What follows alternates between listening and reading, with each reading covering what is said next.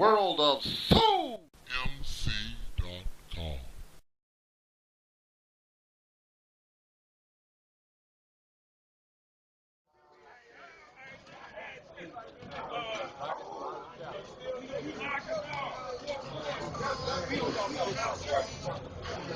All right, we're talking to Vincent Spann here, the class of 1982, South Shore Tars.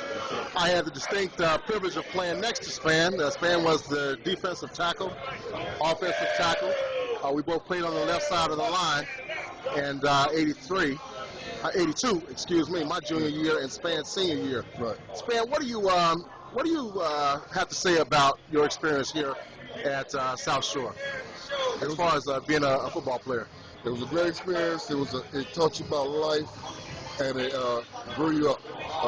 I remember playing next to you, Hardy Joe, and you was a front-off, and you grew up quick. You came to varsity.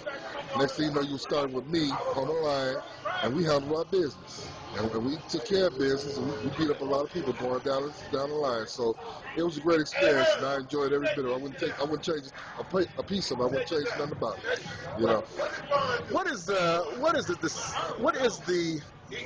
main factor of being a South Shore football alumni that makes you unique? Football alumni, that's the difference. The thing is, see, actually with football, you're supposed to pass down what your mentors taught you. That's what I learned. I was brought here, and I was brought up by Doe Swan and Al Jones and people like Walter Stanley, and they taught me how to be a respectable ball player. And as they taught me, and I understood what it took to be a ball player, it was my job to pass it down to the next grade of young men, show them what it was about. And that's supposed to carry it on. And we carried on as long as we could. And I think we lost it someplace in 82 or 83. But that's what being an alumni football player is all about. Is learn as much as you can, pass it down to your next brother, hoping that they have some success with it. Now, you speak of that 82, 83, losing the tradition of passing things out. I really appreciate you bringing that up because you cannot change the past, and Lord knows we've had some controversy over the last few days, a couple of weeks over that particular couple of years, and I'm glad I was able to help set matters straight as far as to what some of the issues were, but we know what the issues are now.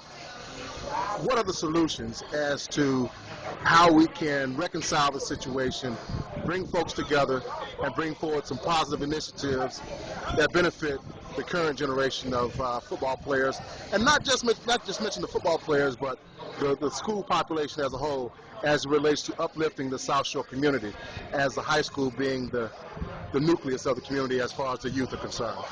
Well, as you know, and as I said, football is a part of life, same as life itself. So the same steps you would take in football to recreate that situation, you have to take in life also. And the situation is that when I was moved up as a veteran and a captain, I couldn't do it by myself, and I needed other people to do it also. And it takes several people to bring up a village. You understand? So it has to be teamwork and people working together on the same points with the same beliefs and working towards that goal. Now, if I had more people to work with me and brought that old school up with me, then we would have a more flourishing team for 82, 83. But some people went their own way and had their own pride and decided to be who they were. Same thing with life. We have to come together as a community and care about our community and have to work as a team to bring these young people up. Because one person can't do it by himself. I have worked up here 2-3 years in a row with the junior team football league. And I've worked with them and tried to help them get their football career and team together. And it's been rough because a lot of people didn't have good leadership. That was my age, my generation. A lot of people didn't know how to talk to the kids at this generation. Because see, this generation kids are different. If you talk to them too hard, they break. So you have to counsel them and talk to them in a particular way to get them to work for you and with you. You know what I'm saying? So that's what it takes. So that's what it takes with me. I feel that we have to do something all together and work together to build this village up.